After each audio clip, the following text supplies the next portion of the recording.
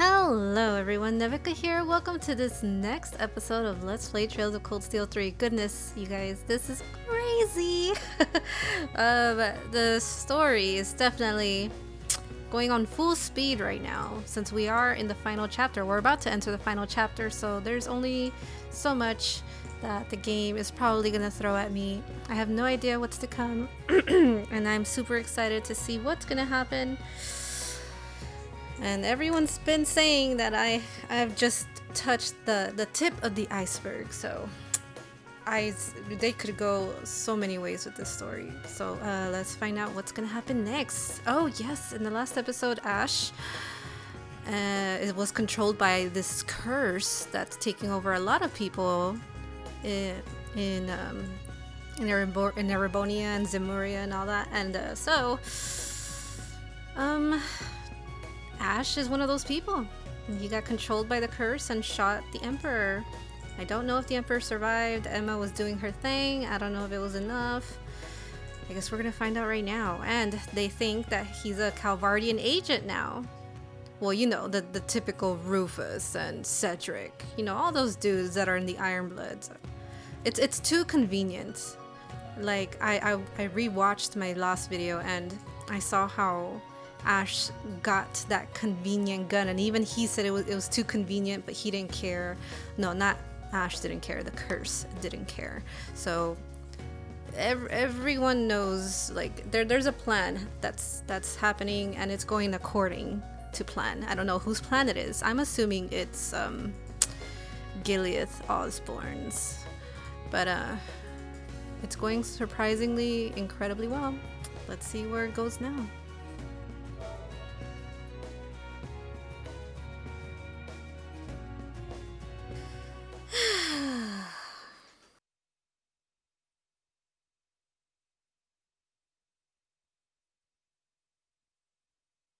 I don't know. I don't know how we're gonna be able to save Ash from Erebonia's rage.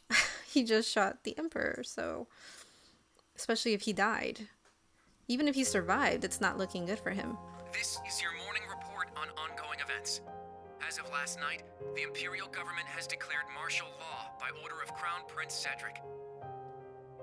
A military command center has been established, and Governor General Rufus has been appointed as its interim representative. Further, as of this morning, railway access has been severely restricted, not only in Heimdall, but throughout all of Erebonia.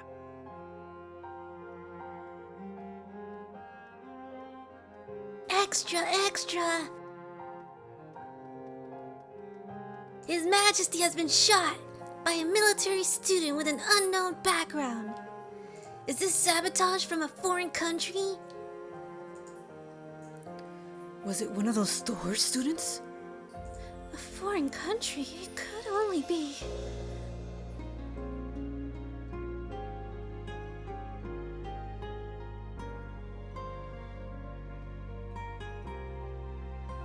Everyone is disappointed. I hope they don't, I don't know, oof.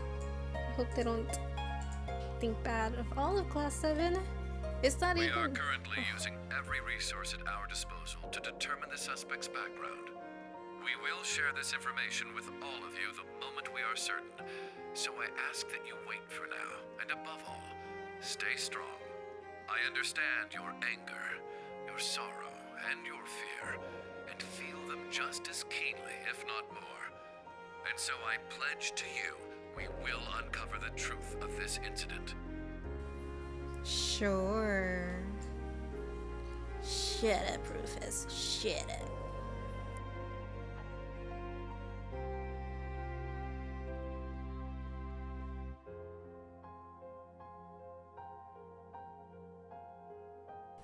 I mean, I don't think it was Ash's fault. It wasn't. He was clearly being controlled. He went insane. And I think this curse is controlling most of the Ironbloods too.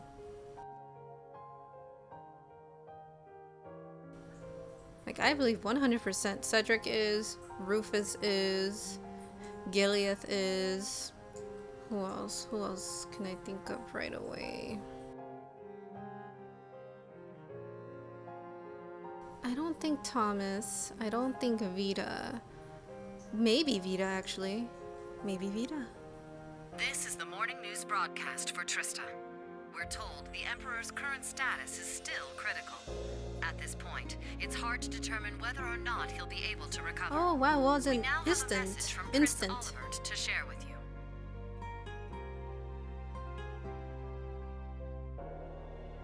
The Emperor has yet to regain consciousness. We cannot yet let our guards down. Do not become lost in rumors and hearsay. Remain steadfast and support one another through this dark time.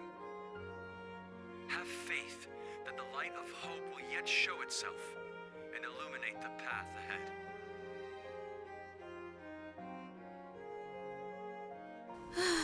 Poor Olivert. Too bad he wasn't there to help his dad. Ugh, I hate Cedric. I hate him so much. He's so in on it, you could tell. How awful. I hear the Empress and Princess Alphen are still unconscious. Oh, Adios, please guide us.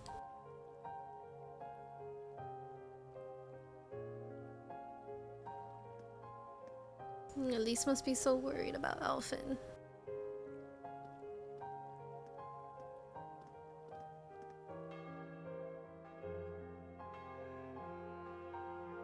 And we're gonna get all of Class 7 together right now and talk about what the hell just happened.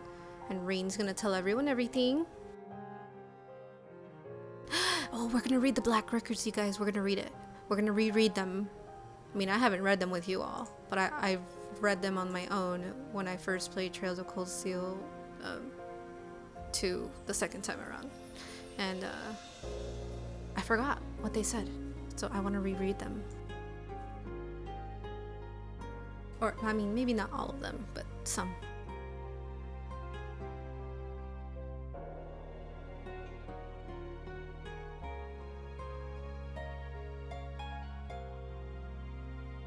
There they are.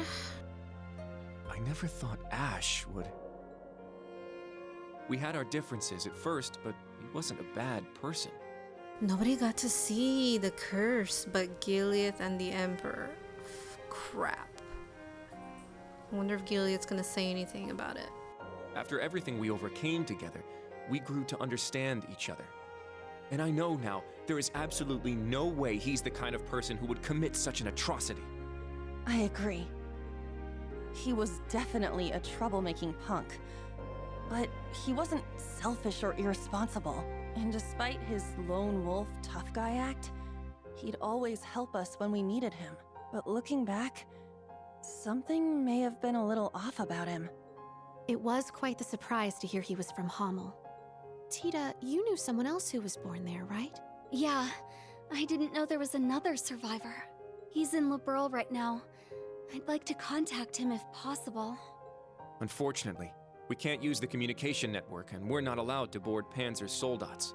To be honest, I'm beginning to worry about Altina, too. Yeah. Maybe we should have stopped her from going. Hmm?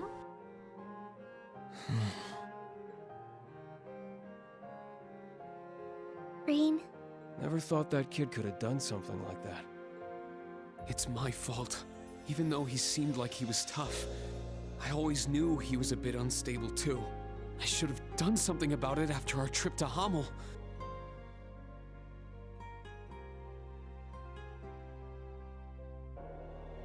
But I kept getting sidetracked by other problems.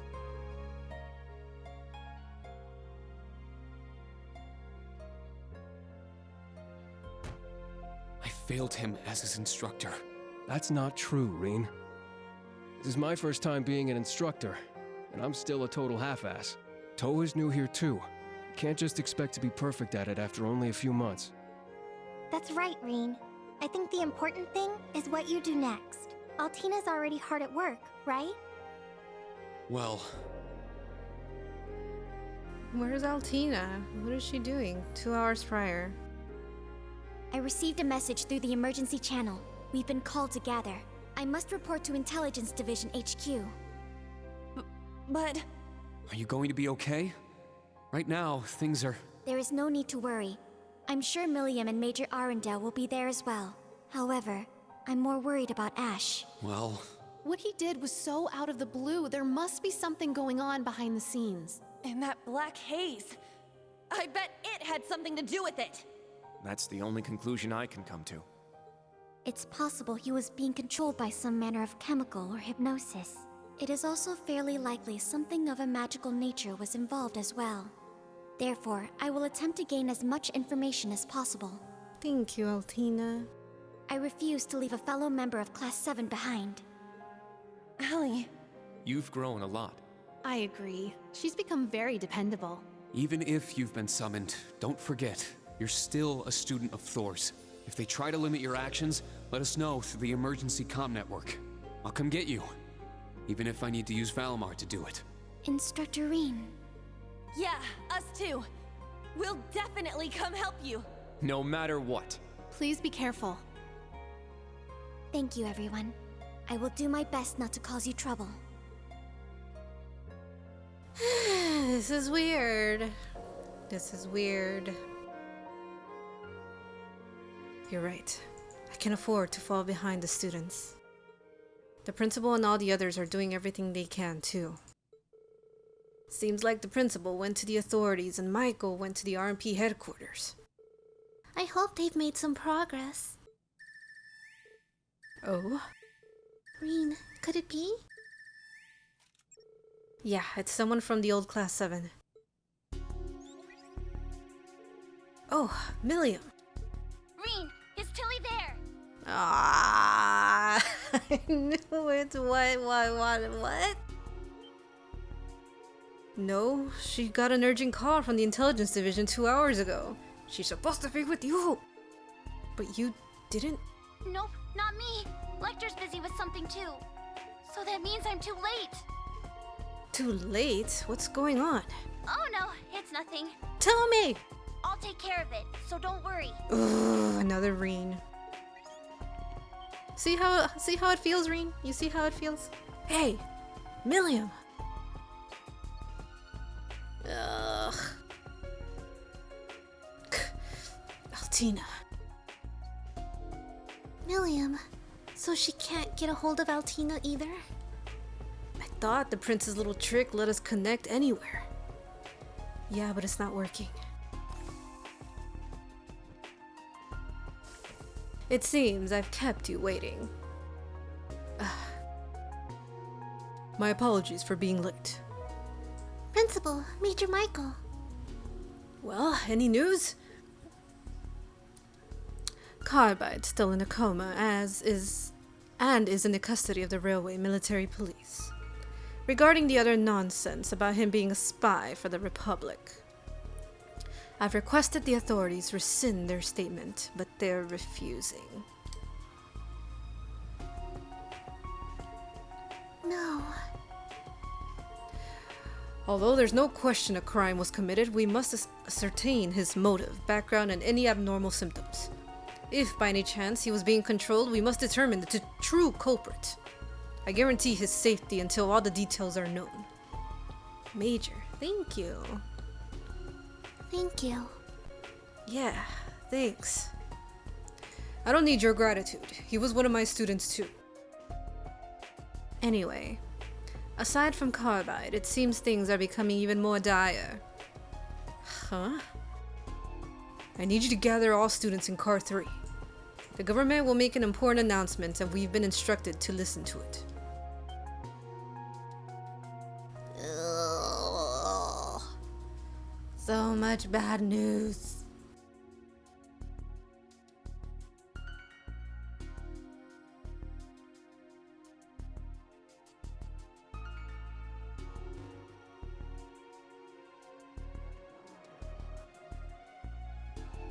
What now with these people? What now? I'm super worried about Altina. We should be looking for her.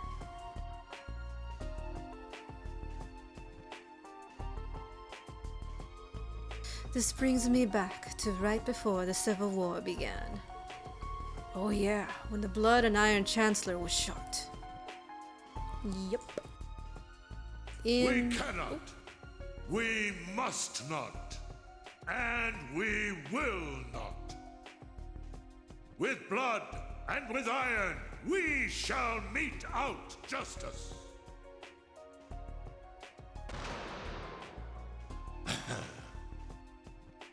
Well played, Armbrust.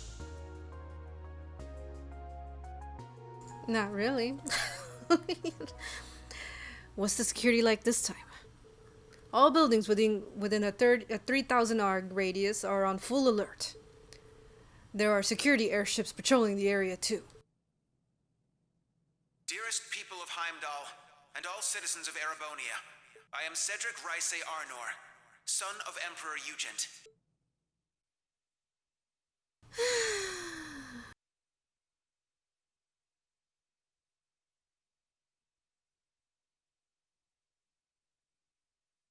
I have no faith in Cedric.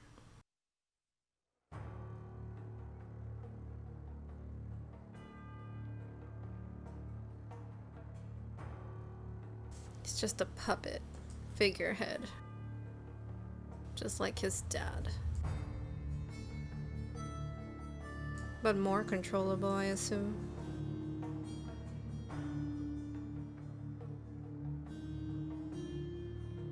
The Emperor yet remains in critical condition. Needless to say, we have the most skilled doctors available to attend to him. But the situation is still dire. We would greatly appreciate if everyone would pray for Aidios to see him through this.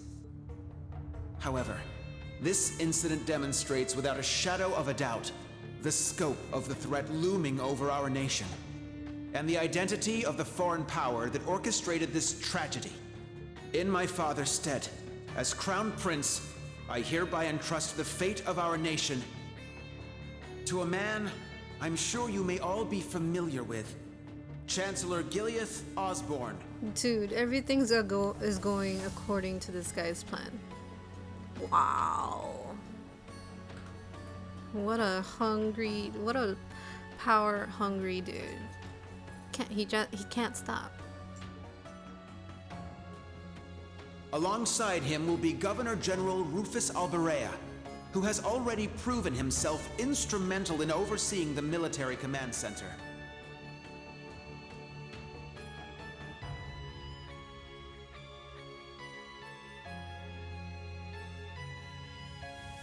Evil people. I am Rufus Alberea, interim representative during this period of martial law. We are still in the process of investigating the events that occurred at Valflame Palace. However, we have identified the weapon that was used. You mean the one that you prepared for Ash, coincidentally, right? It was a handgun manufactured in the Republic of Calvard. It was a Verne Company make. It was made of a material that allowed it to pass through metal detectors without being discovered. Further, it has come to light that in the past few days, nearly 100 Calvardian spies had infiltrated Heimdall. It's all perfect, isn't it? All wrapped up in a little bow. It's perfect.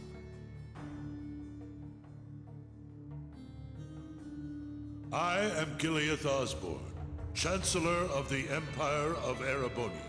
It pains me beyond description that we can do nothing more for His Majesty than simply pray he pulls through.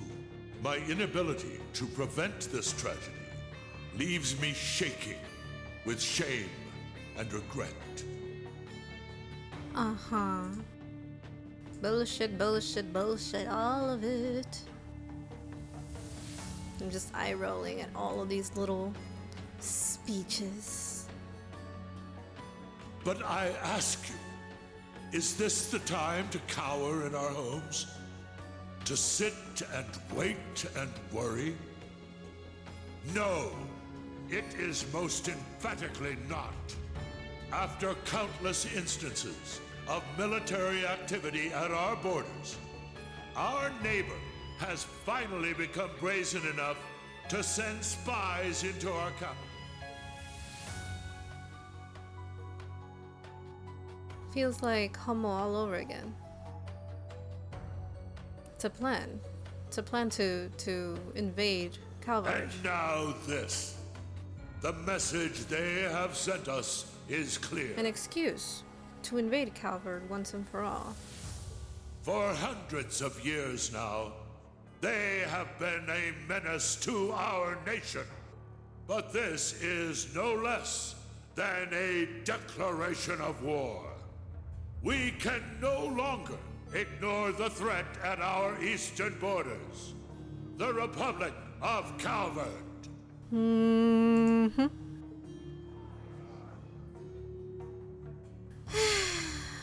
More war, more war, more war. That is always the end goal, isn't it? For Gileath.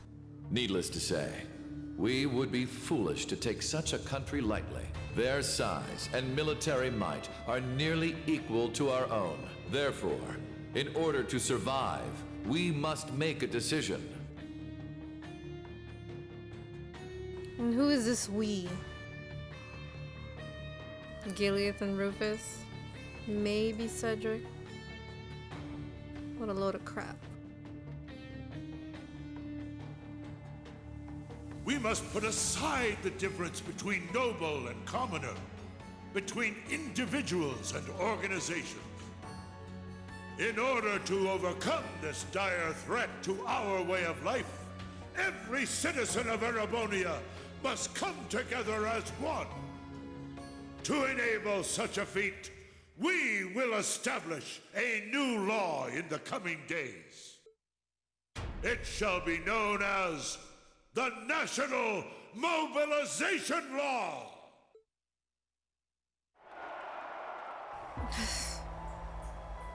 Ugh. Ugh. Damn it, Crow. If only you shot him anywhere else but the heart.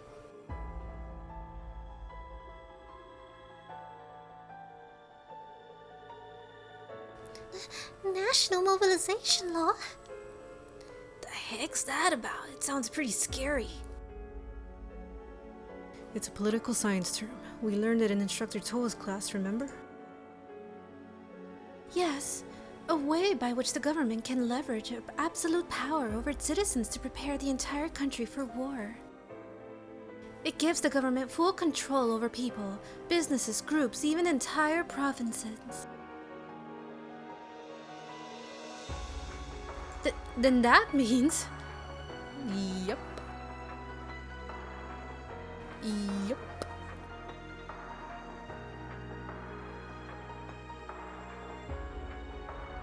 Political scientists have been debating over whether or not a crisis like this would ever actually happen.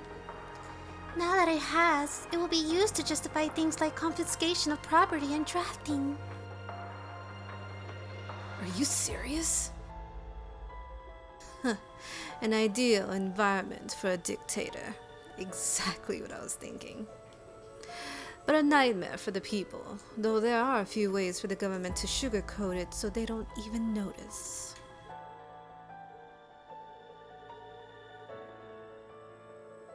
So that's what they meant. The surface and what lies beneath intertwining, just like His Majesty and the Chancellor said. Rean? So everything's starting to connect. Wait, then that means Ash was a convenient pawn or a prepared sacrifice.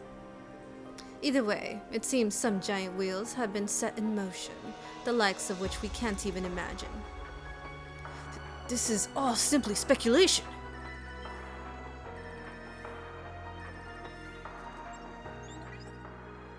Emma, Gaius. Rean, are you at camp? We need to meet up and talk about everything that's happening, including that speech just now. Also, there are some people you need to meet. I have no issue with it. How about you? Very well. We'd like to know the situation ourselves. But how do we leave the camp? Good point. I don't think the Imperial Defense Force is just gonna let us waltz out of here. Right. But we need to find an excuse so they'll let Rean out. Oh, I'm sure we'll figure something out. Celine.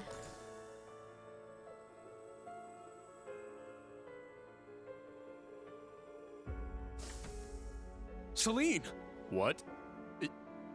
Is that Class 7's? Ah, so the familiar's here. Shut up and follow me. Get moving already. Yes, ma'am. Follow you where? Do you recall that old oak tree in the center of camp?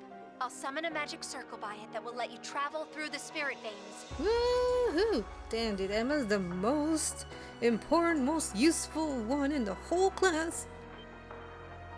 You can do that? Man, this magic stuff sure is handy. Take us with you.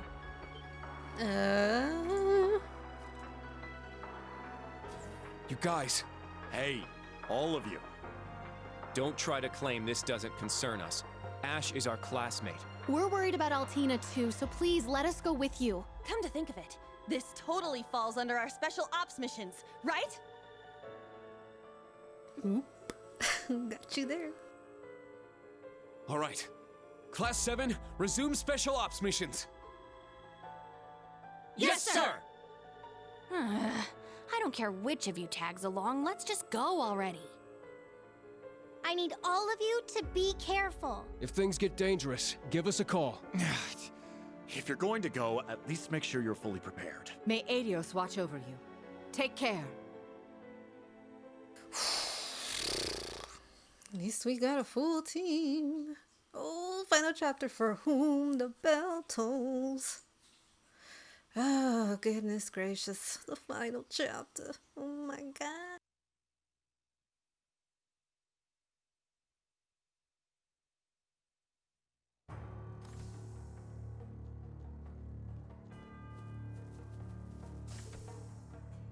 There, that old tree.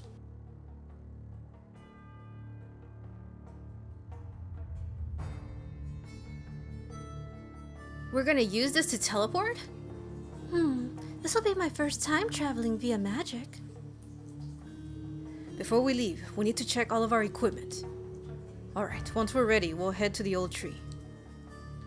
Oh man, Altina and Ash left the party. Oh, that hurts. That hurt. Reading that hurt. Oh, and this song, I've never heard it before. It sounds cool. It's very fitting to what's happening right now. That's for sure. So, like, is everyone in the... Guessing everyone's like in different cars right now? Yes, okay.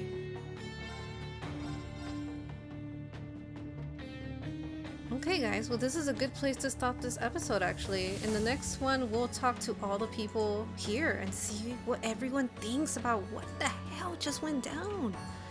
I didn't think they'd give us a chance. I'm glad. I want to know what every student is thinking at the branch campus. Everyone.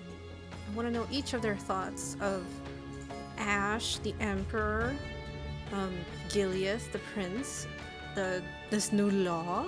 Oh my god. This whole dictatorship going down right now, y'all. Oh my god. I would totally feel like in despair if I was them.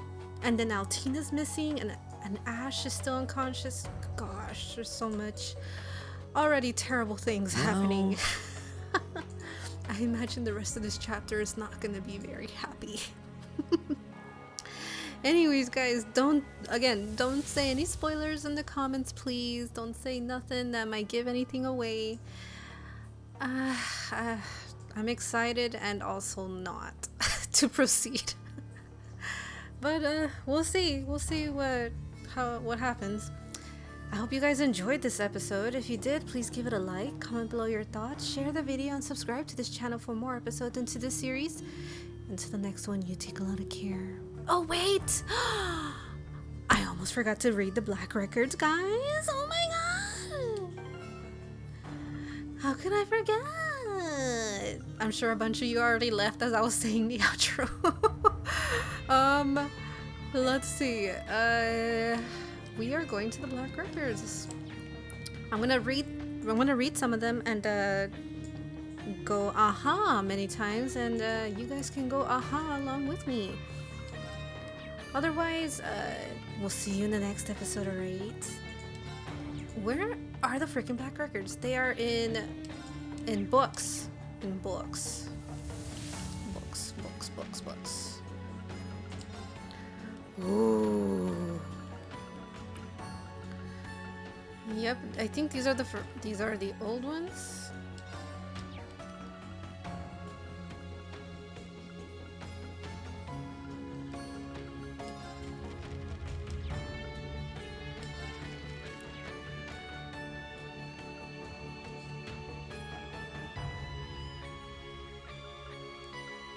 Yeah, okay.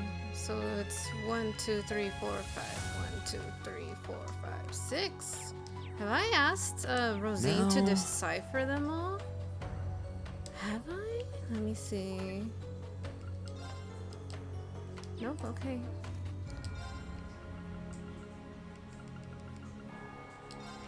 Oh, it's deciphered already anyway. Okay. Okay, so the first one we had was the founding. Yes, we know about that. The Magic Knights. 150 years. We know about the Magic Knights very much. During this time, let's see. 150 years after recapture of the capital by Emperor Hector, powerful families rose across the empire as the nation began to establish itself once more. Its various regions gradually condensed into a handful of provinces. The families in power were recognized by the emperor and became overseers of their respective provinces, the nobility. Before long, however, they began quarreling over territory, sparking a great many skirmishes between them in the process. During this time, great knights akin to Emperor Hector's Vermilion Knight appeared across the land and were quickly thrust into the center of these conflicts. The Azure, Palatinate, Ashen, Argent, and Auric knights were seized by various noble families, granting them overwhelming power and the ability to decide the outcomes of battles. Those without the Great Knight's power saw them as bringers of ruin, and before long certain groups began devoting all their resources to finding some way to combat these unstoppable threats. Thus gave rise to a new creation of Erebona's mages, golems created by powerful spells, the Magic Knights. Like many other groups of the era, the mages were obsessed with the glory of the ancient Zemurians and devoted themselves wholly to recreating it. Their obsession was funded by an influx of mirror from lesser noble families and assistance from a certain faction. Under their supervision, a slew of magic knights was created, all for the sake of combating this unstoppable power of the Great Knights. However, the Magic Knights were not without flaws. Perhaps their greatest failing is that they were unable to be operated unless they could draw power from active spirit veins. They became a successful countermeasure against the Great Knights nonetheless, as spirit veins were always disrupted wherever a Great Knight made an appearance. In the year 527, the first golem that could be considered a prototype for the Magic Knights was created in the workshop of a mage serving a formerly powerful but now long forgotten noble family to the north. At a height of 5 arc, this headless golem, known as Old Gadia, became a remnant of the mage's trial and error in developing the other models of Magic Knights. The Lance Maiden. We know who that is. Two shadows wavered in the corner of a dark underground room, lit only by a small bonfire. I see, so you feel an overwhelming presence, do you? A young maiden stood before the fire. The faint breeze passing through the underground blew her hair, giving it the appearance of a flowing stream of gold, contrasting with the massive silver lance she held in her arms. Oh, are you telling me you wish to turn back before we have even begun? If you are, then so be it. This is far beyond the power of mankind. A young blonde-haired woman with red eyes wielding a dimly shining staff answered in an antiquated tone. Is that Rosalia? The maiden shook her head and urged the woman to open the door before her. It bore the crest of a cross surrounded by spirals. The maiden's name was Leanne Sandlot, the daughter of the Count of Lohengrin Castle on Legram. However, she would be remembered by history as the Lance Maiden. Raised on Legram, known for its masterful teachings of warfare, she displayed skill in the art of battle, far surpassing her age. At the young age of 15, she was already a match for the Castle Knights. Said to have a godlike mastery of a lance and horseback, it wasn't long before she had completely surpassed the other knights in competitions, amassing a veritable mountain of laurels and awards. The country was amazed by this young girl's incredible talent. The tale of the maiden who was stronger than the knights, protecting her spread, and people began to flock to her. At age 16, she began hearing a voice in her head. Uh-oh, is that the curse? The voice was austere yet magnanimous, and it told Leanne of the duties she had to fulfill and the destiny she had to accept. It sounds just like what we just saw with Ash, you guys. So Leanne also was controlled by this curse. Naturally, Leanne was upset by this voice only she could hear. However, it wasn't long until she met its owner. Oh, never mind. A mysterious woman who called herself a witch. Rosalia, really? The witch spoke of an entity sealed far below the castle and of Leanne's duty to become its master. Its presence was overwhelming and once claimed it would bring its wielder great power. Yet it also had the potential to cause great devastation. After much consideration, Leanne made the decision to undergo its trial. It was her way of trying to bring an end to the Empire's conflicts. In addition, as long as she held this power for her own, the noble families would never be able to abuse it. The witch was surprised by Leanne's answer, but recognized her determination and spirit by offering to help her. Thus the door opened and the Lance Maiden and the witch proceeded into the trial. 5 years later, the demise of the Emperor would lead to the beginning of the largest scale war history had ever seen, the War of the Lions. The Lionheart Emperor. Forgive me, you may leave now. Yes, sir. Please call for me if anything happens, the head butler, now in his later years, bowed before leaving. The other man sighed deeply as he lied down on the bed. He was elderly and sick. His well-trained body was as sturdy as a fortress still, and very few would ever doubt the condition of his health. However, he was clearly aging, weakening, and felt his end looming over the horizon. The Lionheart Emperor, otherwise known as Drycles Rhysay Honor. He was the 73rd Emperor and nearing the age of 70. Goodness. After ending the 5-year-long civil war known as the War of the Lions, Drycles had been working tirelessly for 40 years. Although he was enthroned the year the war ended, he had lost his Nordic friends and parted with the witch. He and his vassals worked hard to restore the empire. I have no regrets, no need to worry about the children either. The Empress had also urged him to give up on thoughts of the past. She was the daughter of a marquis who was assassinated during the Civil War, and although she was much younger than he, they fell deeply in love and she bore him 2 sons and 2 daughters. Although she passed away several years earlier, their children remained healthy and would shoulder the burden of the reconstructed empire's future. The next generation is being raised as well. In the first half of the war, his best friend Roland Vander gave his life to protect him, and now Arnor raised his son. The son was already in his 40s now, and he flourished as a martial arts master while serving as a military officer. Then there was Thor's military academy. He had established the academy 20 years prior. It was a place for the best and the brightest, accepting students from various backgrounds. He'd be surprised. He smiled, thinking of his good friend that had fallen into a deep slumber at the end of the Civil War.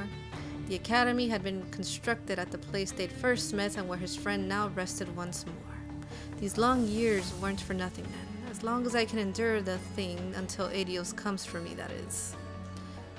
He cast his gaze on the corner of the room. There waited the nameless darkness. Whoa. Today it came again to speak to him, begging pathetically, threatening with intimidation, subtly tempting.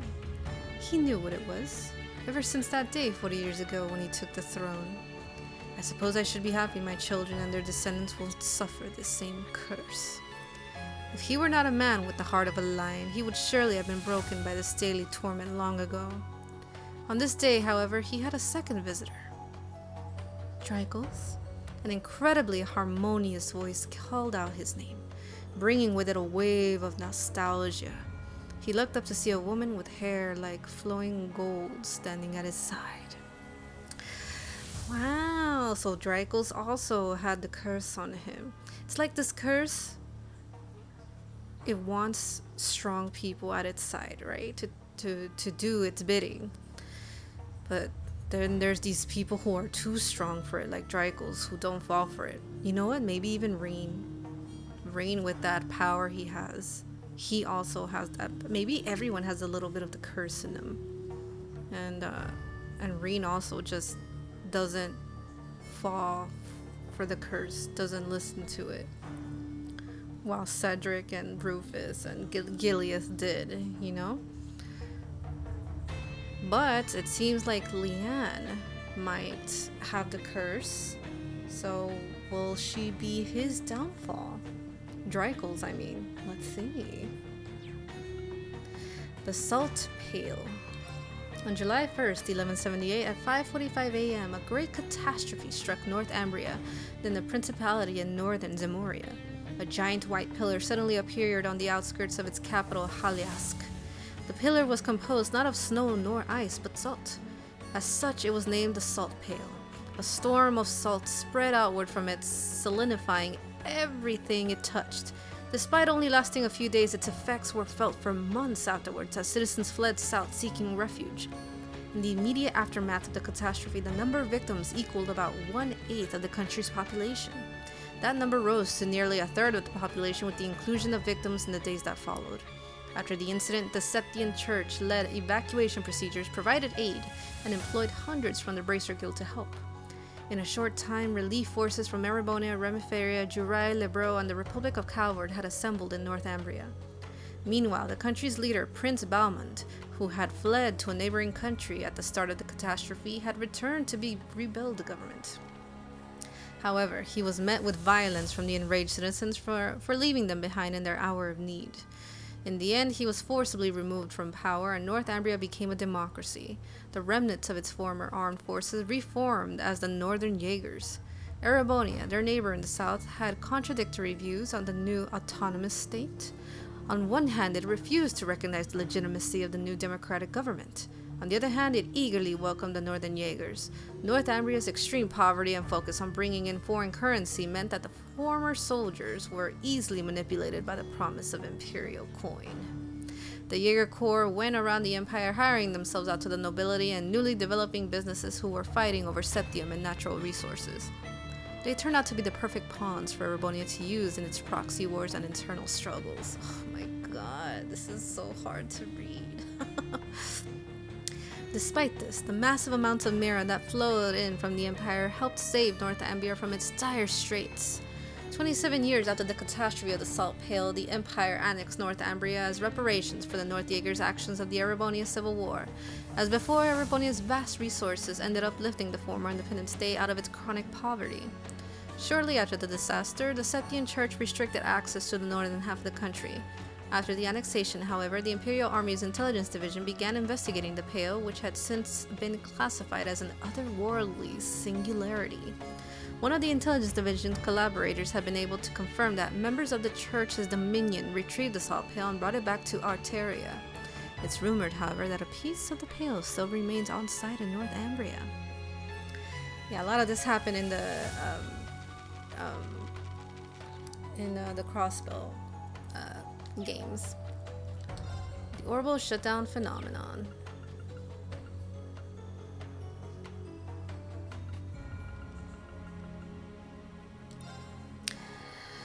The southern reaches of the Sutherland province, also, and this is what happens in the Trails in the Sky games. All orbital power came to a sudden stop in the area around Parm and Titus Gate. It had been a relatively mild winter, but without lights, communications, or heaters.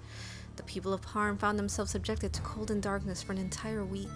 Sutherland's provincial army was called in to provide aid. After a short investigation, the source of the outage was determined to be a city-sized airship that appeared over Valeria Lake in Lebro, the neighboring kingdom to the south. The floating structure had a height of 5,000 and a length of 3,000 arg. This ancient Zemurian structure drew in nearly all orbital energy from the entirety of Liberel into itself. Thus, the southern reaches of Erebonia were affected as well. 3 days after the incident began, the Imperial Army's 3rd Armored Division moved with surprising speed from Dregner Fortress to Parm, and then on to Titus Gate, giving support to those affected along the way. Though the Army's orbital tanks ceased to function near the Empire's southern border, they also had a large number of steam-powered tanks available. Using the combustion-driven models allowed them to get around without relying on orbital energy. Even the cannons themselves used gunpowder ammunition. Though it wasn't ideal, it was enough to allow them to respond to the situation.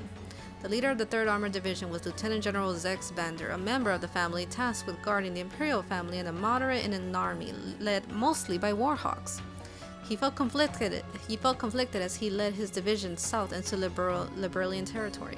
The government's stated reason for his current orders were to protect the citizens during the power outage and assist Liberal during the current crisis.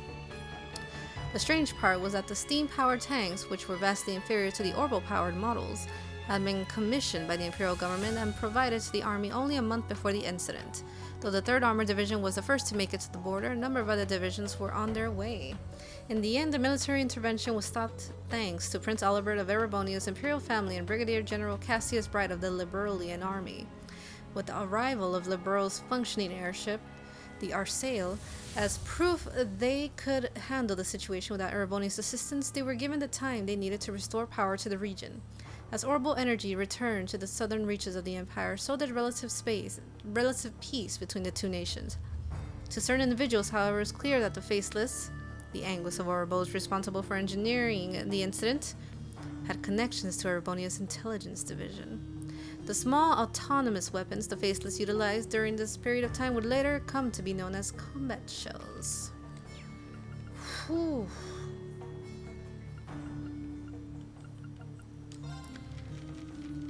There's a lot going on.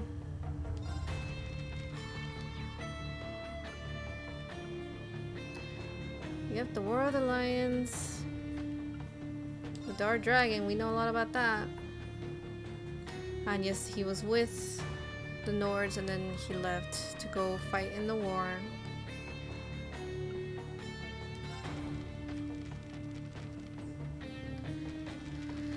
Goodness gracious.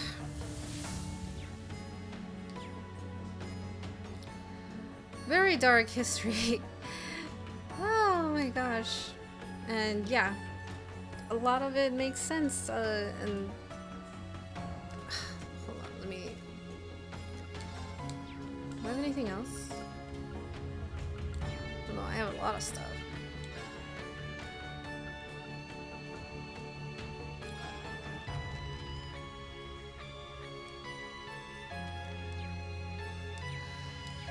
Oof. Anyways, well, that was a nice little trip down memory lane through pretty much all the games. Okay. Okay, indeed. Wow. Well, I'm glad we got through most of that. I would have gone through the other one, but it could have been like another, what, 30 minutes of reading the books.